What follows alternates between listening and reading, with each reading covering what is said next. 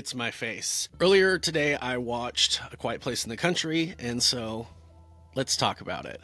I'm going to try not to go too far into spoiler territory, but I will give you a good idea of what happens in the movie, but I will leave a lot unsaid. So I guess let's just jump right into it.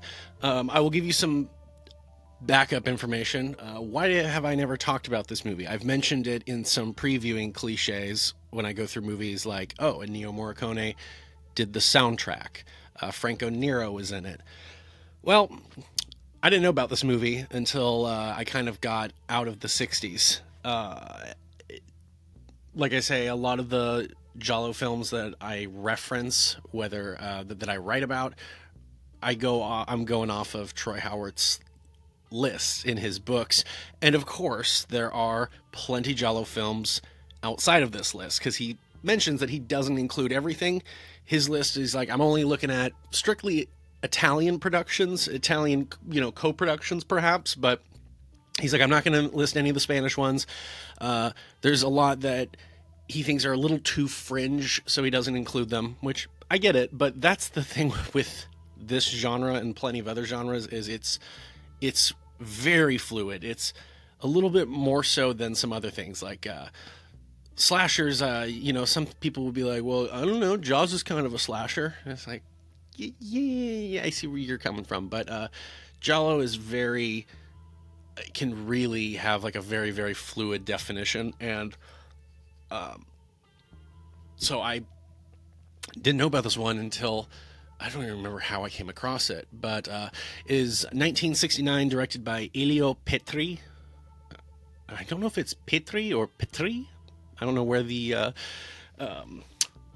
emphasis on the correct syllable is, but yeah, so you can... another thing is there's not really a good DVD Blu-ray release for this movie, at least not by any of the big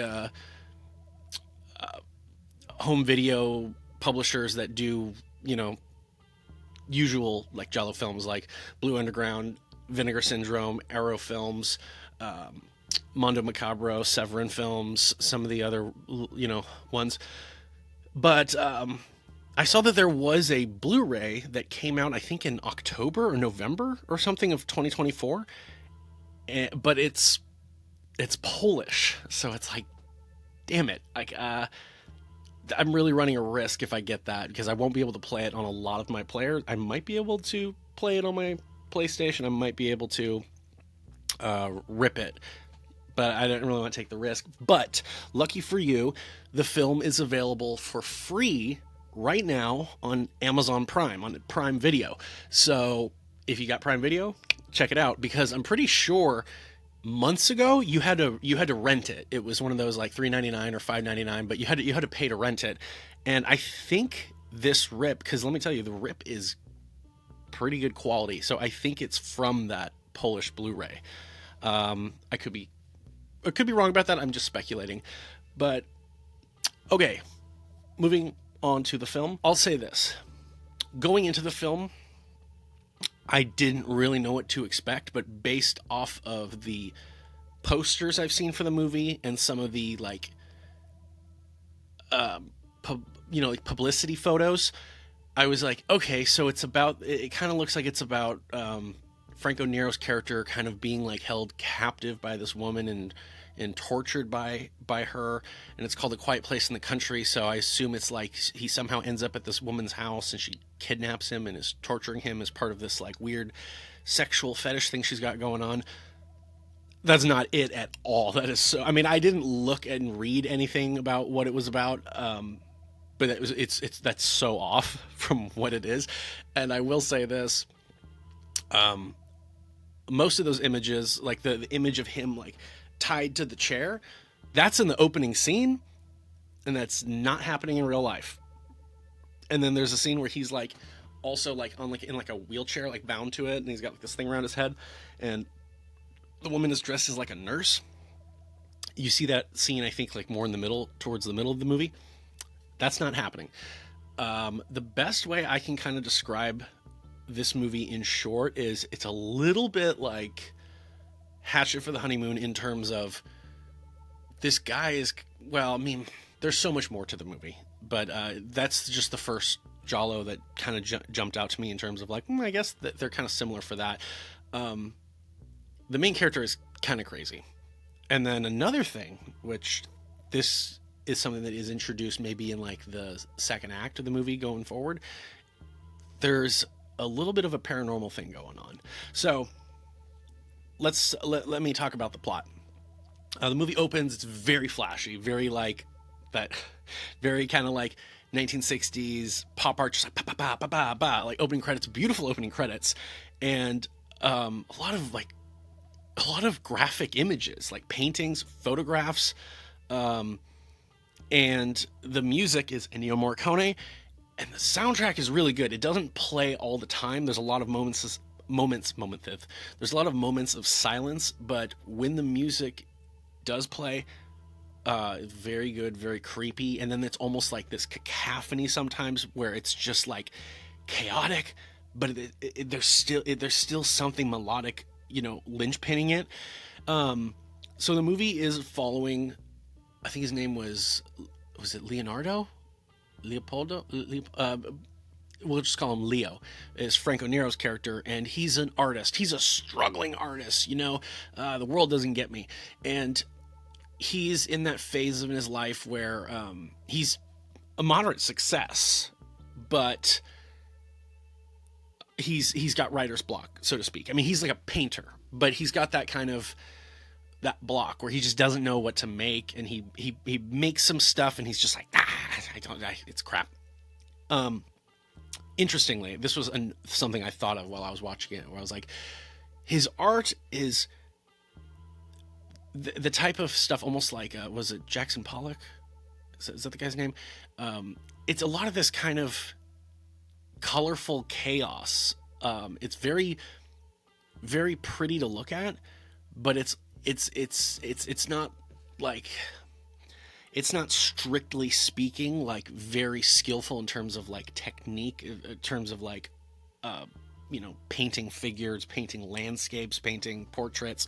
It's just kind of, he has these weird techniques. Like there's a lot of stuff that he does where he'll just set something down and kind of spray paint around it and then remove the thing, and he's got this weird like outline, like a bokeh of whatever it was he was spraying around.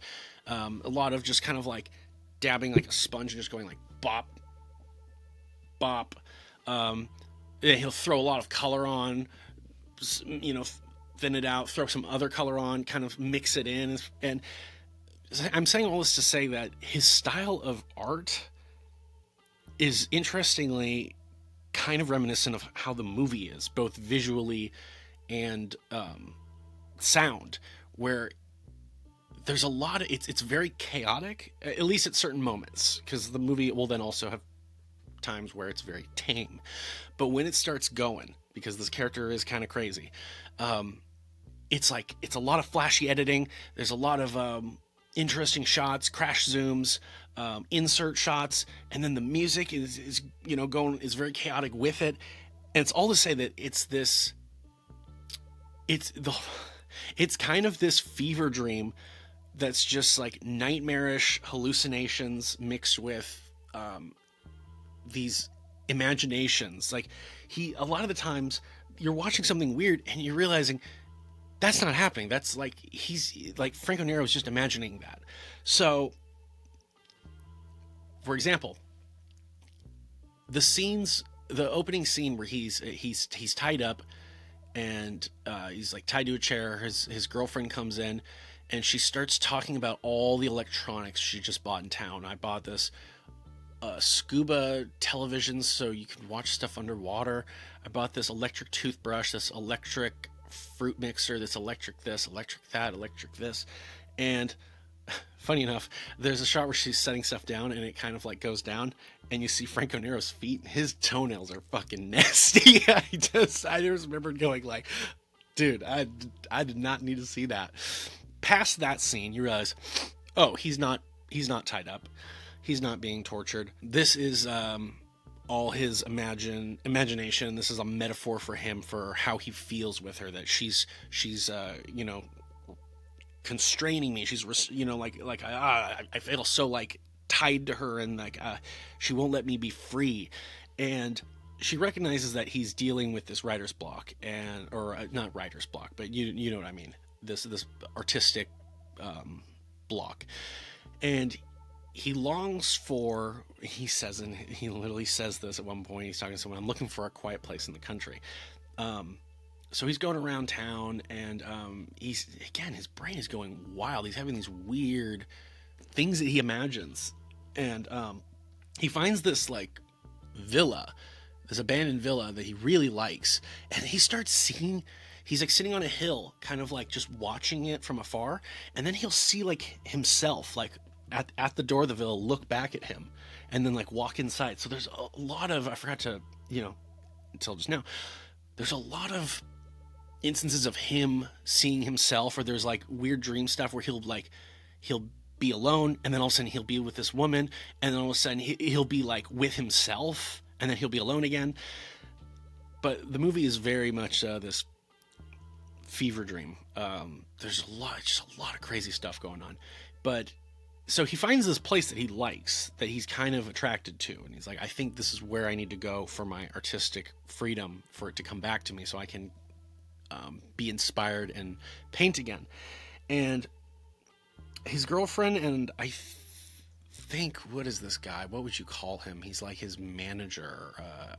I don't know what you'd call the guy, but they're like, oh, come on, we need to go to the Count's house. And they go to this other guy's place, and he's one of Franco Nero's buyers. Like, he's bought a lot of his paintings, and he really admires the artist, and he wants him to stay there. And they set up all this art in like the living room and all over the house, so he'd be like, so you can feel at home, and I want you to feel inspired to create and all that. And he just walks away. He just leaves. He's like, I gotta get out of here. I need to get some fresh air. And he goes to his villa, the villa that he sees, and he like kind of sneaks in, and he's wandering around, and then he finds this the caretaker, and the caretaker lets him know that you could probably rent the place if you want. You could buy it if you want, but they might let you rent it. So yeah, sure enough, he rents the place. He's here, and he's alone. That's the thing, is that it's like there's this young woman who is kind of like the housekeeper, I guess, and but he's alone in terms of like his girlfriend's not there, but this other woman does live there, and she kind of like cleans up the place. She might like prepare meals for him.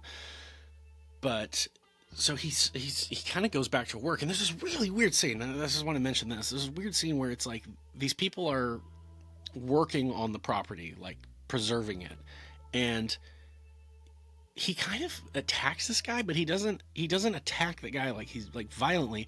He's doing that thing, like I said, where he just like throws something on the ground and spray paints around it.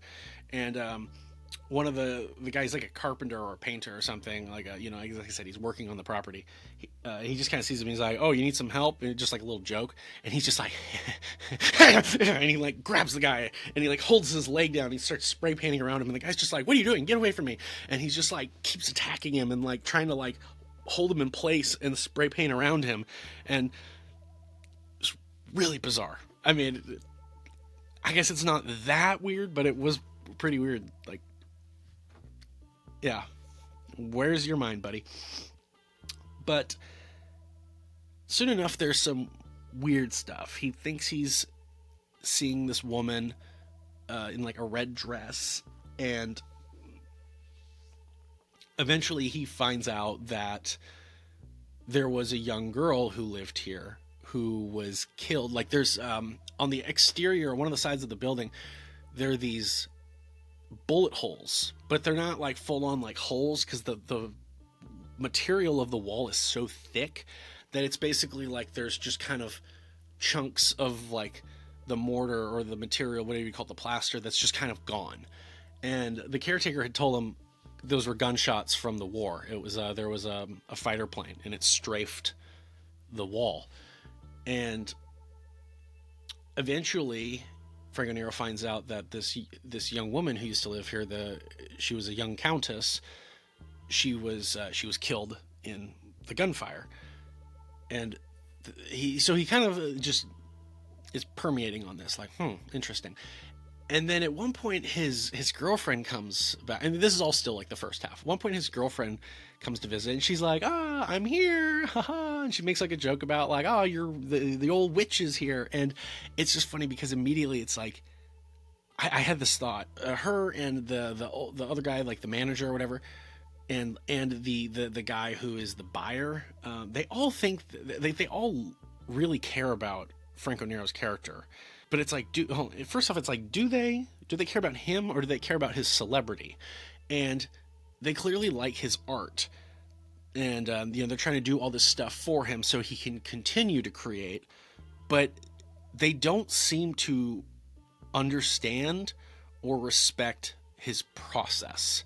And I thought that was very interesting, where nobody kind of just realizes, do you need to be alone? Or like when he says, this is what I want, this is what I think I need, they're all like, well, no, why don't you come here, and why don't we do this? And like, how about we, like, nobody's listening to him. So I just thought that was interesting, where it's like they love the artist, they love the art, but when he tells them what he needs in order for his process, they just kind of are like, just create, come on. And anyway, so his wife, or his wife or his girlfriend, I think it's his girlfriend, she shows up and she brings all this food, and she's like, all these like groceries, and she's like, yeah, so you'll be able to have meals here. You won't have to go into town and, like, be away from your, like, your process. You won't have to like be interrupted. You can just work from here all the time. And he's just clearly like annoyed, like, why the fuck is she here? And then there's some weird things that happen. Earlier he started having nightmares when he was alone, and he heard like his art he heard just all these great sounds, like paint cans being thrown around and things falling over, and he goes down, and all his art that he was making up to that point was destroyed, and there was a pair of scissors, and like all the canvases were torn apart, torn into thin strips. And he goes to the young girl who lives on site, and he's just like, did you hear anything? She's like, no. She closes the door, and he like bashes through the door, and there's like a guy under the bed, and he's like, who the fuck is this? And she's like, he's my little brother, he was in here sleeping with me. Again, this might just be a different culture thing, because I'm pretty sure it's not like that it's her secret lover. I'm pretty sure that actually is her brother. I guess he wanted to come over and sleep in his sister's bed. Anyways, but he had confronted them, like, did you destroy my paintings? No. Did you destroy my paintings? No. Did he destroy my paintings? Doesn't get any answers, and he's just like, okay, whatever. Anyways, back to then the girlfriend comes over, and she's trying to talk to him in one of the rooms, be like, oh yeah, blah blah blah. She starts walking away. She mentions that like you need to like, I kind of made a deal on your behalf, like you need to make like 12 works of art, but don't make them too big, because I need to be able to fit them through the gallery doors. They're going to be in Milan and New York. And he's like, okay, how much am I getting? And she draws him a number. I think it's 120,000, but I don't know if that's dollars or what. But he's just like, fuck. Like, he's very uninterested with the amount of money. And as she's walking away, and he's like kind of looking through this kaleidoscope, which I'm like, ooh, that's my dumb way of saying that the film is trying to, say something by having him look through a kaleidoscope.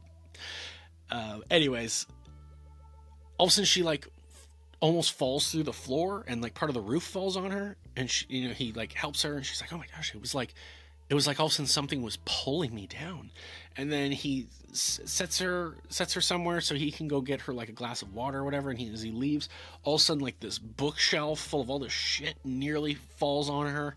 And she decides, okay, I'm gonna leave. Like, you might not want me here, but like, I don't really like the house all that much, but the house definitely doesn't like me. And she leaves, And again, this is all still the first half. This is all me just kind of set up what's going on here. Franco Nero then finds uh, the caretaker again. Oh yeah, he starts like painting all the trees lining the outside red, which is kind of dumb, but visually it actually looked really cool. And yeah, he notices the caretaker. He had seen somebody walking away from the property days before, and like they didn't like when he called out to them, they just kind of ran away. And I was like, okay, well that's the caretaker. Like it's the same body, and like nobody else comes around here really, so it's got to be him, right? Um, but that whoever it was, they left flowers at the wall with the bullet holes. And he goes after the caretaker this time, and he sees the flowers again. He says, oh, okay, it was you. It was you. Why are you doing this? And he mentions that they're for the girl who died. Franco Nero starts learning more about this girl. He goes into town, and he talks to some people, and what you learn is that she was the daughter of a countess. And when he's talking to all these people, first thing he learns is she was very beautiful. And so he's talking to this group of people down at like a restaurant or a pub or something, and he's like, okay, so like who is she? Like, and they're like, her name was Wanda. Well, they say Vanda. Her name is Vanda. And he's like, and she was pretty. And someone's like, it's funny because he's talking to someone, and he's like, she was pretty, and it's like, no, she was beautiful. He like turns around, and it like pans over to someone who's like, she was beautiful. And like 30 seconds later, a minute later, they do that again. He's talking to someone else, and he goes, okay, da da da, but and she was really pretty, and it was like, no, she was beautiful. I just thought it was funny that they repeated the effect, the thing. But anyways, you find out she's very pretty. She was very beautiful. Excuse me. And a lot of the women, a lot of the wives are kind of like, she was a whore. She was a slut. She was a nymphomaniac. They're just like disparaging her, and the guys are all just like, yeah, she's just jealous. But what you do find out then is that this girl was actually, she got around town. One of the guys tells Franco Nero like in private, like, there's not a guy in this town under the age of 40 who didn't sleep with her. Damn. And then you find out, I think the same guy, somebody tells him that the girl's mom was kind of crazy, and she made her daughter like that. Like, she wanted her daughter to be sleeping with everybody, and they say that it's kind of a fetish, I guess, that some people have, where they're like, she wanted her daughter to be very promiscuous, and she wanted to know about what was going on. She wanted to watch what was going on. And I forgot, I was about to mention this and I'd forgotten. When he finds out that it was a girl who got killed in the being strafed by a fighter plane, and then his girlfriend shows up, he like does this thing where he's like sneaking up on her, and he pretends he's like throws a grenade, and you hear like an explosion, and then you see all these like troops come out, and they're all like with him with guns, and I was like, it's interesting. It's like it kind of showed that he's like, he's like a little kid at heart. Like, I don't know. I just thought that like I said, there's a lot of like nightmarish stuff, a lot of like hallucination stuff, and then there's stuff where you're just like, oh, this is just him like having like a wild imagination. So I just wanted to go back to that because I totally forgot, and that was something I did want to mention. But going back to where I'm at, so he kind of learns this now about this girl, that she was very promiscuous. Basically, all the guys in town had gotten with her, and so you meet any guy who's 40 or older, they all got with her, and so there's paranormal stuff, that was happening, and he starts believing that the house is haunted by the spirit of this girl, and because she's so covetous of men, she must have tried to like attack my girlfriend because she wanted me all to herself. And there's like this weird scene where he's sitting in the house and like I don't know if he's turning the lights off and on, but like the lights will go out and he'll see the girl like naked under this red dress, and the lights will come on, he's alone, and then the lights will go out and he sees her again, and it keeps going like that. I was like, oh, that's very beautiful, very cool.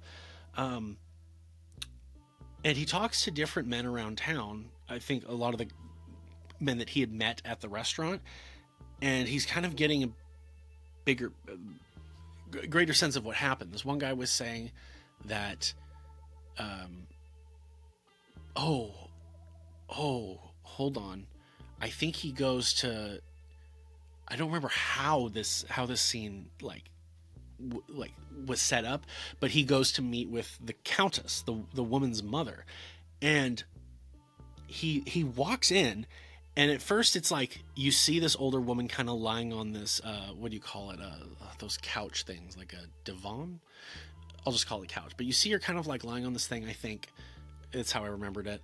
And then all of a sudden, cut back to Franco Nero, and then it'll cut back to her, and there's nobody there, but you're still hearing the voice. But there's like a coffin, and he'll walk in, and he's still talking to this woman that you're hearing, this woman, and you see the woman again, and cut back to him and cut back, and there's nobody there, and he learns a little bit about her talking to the mom, and the scene will keep doing this where it's just like there's nobody there, and he starts going to leave. He gets pictures of the girl, and he starts going to leave, and she's like begging him not to leave, like she's so lonely, and she doesn't want to be alone, and and she's like, don't go, and then he walks by, and it's just like a coffin again. It's just a coffin, there's nobody there. Very, very, very, very interesting. Like I said, there's some spooky ghost stuff that reminded me of Hatchet, because it's like, okay, so either this paranormal stuff is happening, or this is all in his head. And the movie has already set out from the beginning that this guy is kind of crazy and kind of hallucinating things, so I wouldn't put it past him. But also, there is a good amount of weird paranormal stuff that seems like it's happening, like other people are experiencing it too, like his girlfriend being attacked. And then later there's a seance scene where some weird stuff happens. But the last few things I want to talk about that happen in the movie before I just say I'll leave it there is he's talking to this guy who says that the countess would drive her mom's car around, and sometimes she would just go and drive. And one time she came up behind me, and I didn't really notice until and then I go to the car door, and she's in there, and she's basically naked. And like I would get in the car, and we would just like go somewhere and do it in the car, or go somewhere and do it outside or somewhere. And they kind of had this sort of rapport, like this would just kind of happen frequently. And the guy who knew that she was sharing herself with other people, but it never really was a thing. I mean, it was never really like in his face. And he was saying that like, we would go back to the house, to the manor, and there was this room that she liked to do it in. And he asks about it, and he says, it was this really small room with like a small window. And they find this room, and it is really small, like low overhead. And they describe it as like a little cave, and they go in there and you can't even really stand up. And it was like, we would just lay here on the ground, and there's like a window kind of on the side, and he's like, we would just do it right here on the ground. And then there's a mirror on the wall, and they go up and they kind of are like brushing it, and the guy's like, you want to see something crazy?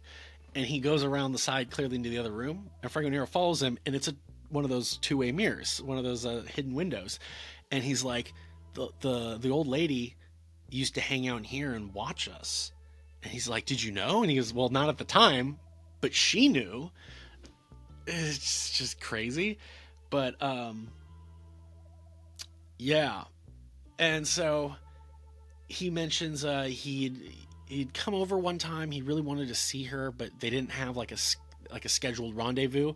But he just kind of went over to the house hoping to see her, and he went in that room hiding, just waiting for her. But she came into the little cave room with this other guy, a German soldier. and she started having sex with this German soldier, and he was like, yeah, I was like, through that window, it felt like I was so close I could touch her and I could hear her and see her, and I just got so like incensed, and I went in that room, and then it shows him going in there, and he's like, basically he beats the German soldier to death with a shovel. Which was fucking bizarre. And they take the body, and they go out and they bury it in like the backyard area. And but yeah, that's kind of all I really, unless I can think of something else, that's kind of all I really want to say. um so yeah, you get this artist who is struggling to create. He ends up getting distracted by this whole thing, and he starts going down this rabbit hole, and he starts seeing this girl. He starts kind of, I mean, it's not like he's fully like, I'm in love with her, but it's definitely like just kind of following the lead. Where does this go? And as he starts learning more, it's kind of like maybe there is a little bit more to the accepted story of how she died. Maybe there's a little bit more to this. And there's like I said, leading up to, there's a big seance scene, and things are kind of going bump in the night. They're talking to the spirit. It's responding almost like how you would communicate using a Ouija board, but instead of it being a planchette, it's like the table is like like just rocking. And so it'll rock for like like yes or no, and then it starts like like bouncing when they're trying to figure out who someone is, and they realize that it's going to be cycling through letters, and it'll stop when it lands on the letter that they need. So it's like A, B, C, D, E, and it's just going and yeah. But I actually don't want to spoil this one, because I actually enjoyed this one. I enjoyed this more than A Rather Complicated Girl. This was just a little bit more of a kind of a traditional narrative, versus A Rather Complicated Girl was more of a movie about characters and about society and about sentiments. This was about this guy and this artist, and is he going crazy, and this ghost story type of thing. So it was a little bit more traditional in terms of a focused narrative. But yes, I really enjoyed this movie. I hope we can get a good US home video release of it, because I mean, Elio Petri is like not just some like random Italian director who made like a movie or two and then vanished into obscurity. Franco Nero is a great actor. Ennio Morricone did the soundtrack. It's like these are big names that were involved in this movie. So it's just crazy that it doesn't have a wider home video release these days. But maybe that will change. Hopefully that will change. Is this a Giallo? Well, I was counting it as one to a certain point. Did I change my mind? No. Like I said, the genre itself is fluid, and the Giallo genre is especially fluid. And so I don't sit here, contrary to what some haters might say, I don't tell you something is a Giallo if it's not. I didn't tell you that Mannequin in Red was a Giallo. If you watch that video, I clearly say it's not. Did it inspire Mario Bava? Could have. We don't know definitively. All the How Giallo Is videos, I always preface those right away, like within the first minute or two, by saying this is not a Giallo film. But is A Quiet Place in the Country Giallo? How Giallo is it? Oh, it's pretty Giallo. Like I said, it's very similar to Hatchet in terms of there being a lot of paranormal stuff going on, but there also being a crazy character, a guy who's just like insane. Dude, there is so much nudity in just the first 10 minutes alone. And then the editing is all over the place, like some of my favorite late 60s Giallo movies like Deadly Sweet and Death Laid an Egg. They're just that they're almost, I'm now feeling maybe it's not right to even say that this is like French, like a French style, like French New Wave, but that's just what I always associated that style with. But now I feel like I've seen as many Italian films of the era that are just as poppy and. But anyways, so it is one of those movies that it's like, yes, it is Giallo, and again, this is something where it wasn't until Bird with the Crystal Plumage that the genre kind of started getting a little bit more focused, a little bit more reined in. But you go through the '60s movies, and it's all over the place. It's you trying to collect a bunch of kittens. You're just like, oh my god, oh my gosh, this one's getting away. That's just kind of how the genre has been. But in the '60s, especially before it was like really a thing, that's why you get where people will say like, oh, Libido is another movie that's kind of similar to this. I would say, now really thinking about it, it's kind of like, the movie is kind of like Libido, Hatchet for the Honeymoon, and a little bit of The House with Laughing Windows, because of the main character is an artist. There's a weird, dilapidated house with a history. The more this guy looks, the closer he comes to uncovering something. Yeah, so there's a lot of similarities to some Giallo films that came later. Libido technically came before it, but I don't really look at these as like, oh, it's taking from this movie, because I can't know, I don't know for certain whether Elio Petri ever saw, oh my gosh, what's his name? Who wrote it? Who directed it? Ernesto Gastaldi. I don't know if he saw Ernesto Gastaldi's Libido. Yeah, anyways, that's what I would say. It's very interesting. I wouldn't quite say it's like, oh, psychedelic, it's that, but I remember the first thing that I thought when I was like going through it, and it was just how flashy it was. I was like, this is a fever dream. This is just like, okay. And I was all for it. And it was funny because I watched it on Prime on my computer, so you're literally just pulling up Amazon, and I looked up the movie, and there's a few different DVDs and Blu-rays, but again, all old, all imports, all over $45, and I was like, I'm not going to spend $45 on a random old DVD or a Blu-ray from Poland. I'm just not running that risk. But it was like, watch now, and it was free to watch. But in terms of why I'm bringing this up is, some people left some reviews on the product, and I want to make a whole video on this. Amazon is not the place for you to leave your letterboxd review. Okay? You don't buy a movie on Amazon and then go, 1 star, this movie was so boring. I saw a lot of the reviews are 5 stars, 4 stars, some 3 stars, and then there was just 1 stars that were like, this movie was very boring, yawn, or oh, it was very artsy, but it was just very boring. I saw those comments a lot. First off, it's like, if you're the type of idiot who leaves a film review on Amazon, you probably don't have the intellectual capacity to watch an Italian movie from the '60s. Sorry if I sound like a dick, but it's just like, dude, Amazon, when it comes to DVDs and Blu-rays, is for you to leave a review of the product. How are the special features? Did they get the aspect ratios correct, or did they crop it so you can't see the full frame of the movie?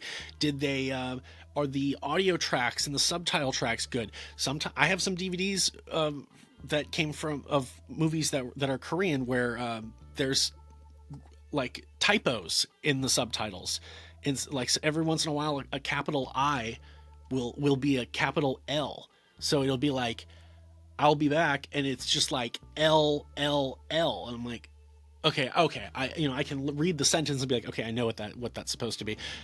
That's what those reviews are for. Sometimes it's bad transfers. Sometimes it's like, yeah, they actually fucked up the sound on this transfer. I saw a few. Were they Severin DVDs. I saw a few like Severin Blu-rays and DVDs. One of the movies I decided I'm not going to buy because it had a lot of 1-star reviews. People are saying that the subtitles are out of sync, and they're just like, yeah, the subtitles aren't even synced to the movie. They're like a minute late. Like, how do you let that slide on a on a fucking Blu-ray or a DVD, whatever it is? But that's what those reviews are for. It's not for you to leave your fucking reviews, okay? Anyways, I'm getting off. I digress, but I want to talk about that. I want to make a video about that. But I don't know what else to say. I really enjoyed this movie. It's very, like I said, it's different in terms of you're not going to find a person in black with black gloves stalking around with a knife. If you enjoy early Giallo films like Libido, you might like it.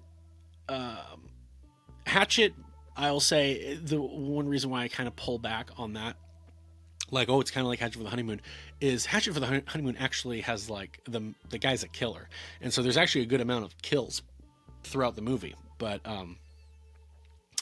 are there any kills in Quiet Place in the Country? Well, I did tell you that you see the one guy getting beaten with a shovel. Are there any more kills in the movie? All right, I'll tell you this. The guy who, the caretaker, when he's explaining the story about the girl, Wanda, getting killed by the plane, they show that. Is that what happened? I don't know. Anyways, yes. I recommend this movie. I hope we get a home video release of this movie that we can get. Vinegar Syndrome. Come on. Forgotten Giallo film. Forgotten Jalli. Sorry. Forgotten Giallo films is my thing. Anyways, yeah, that's all I gotta say. Also, Ennio Morricone, great job on the soundtrack. He like rarely, if ever, doesn't do a good job. But yeah, watching the movie, listening to the sound design and the soundtrack was just like, bro. Not to be like, oh, this is what the kids say, but bro was cooking. Like it was really good. I was just like, it's amazing that some composers can just be like, I know exactly what this movie needs. And I just think that's an amazing thing in terms of just collaborative art things like theater and film is, it's not just I'm here because I can make a costume piece or I can make music. It's like, I know the story. I know what the director wants.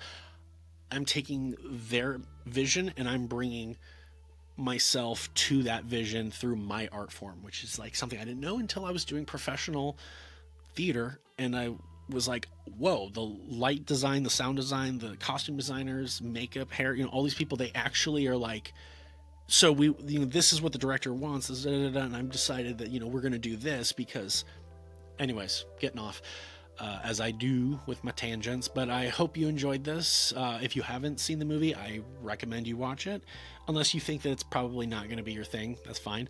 It is free right now on Amazon, or on Prime Video, at least right now. It's January 2025. I don't know if it will be if you're watching this years later, but yeah, if you've seen it, leave your opinions. You can leave your reviews in my comments, not on Amazon. Don't do that.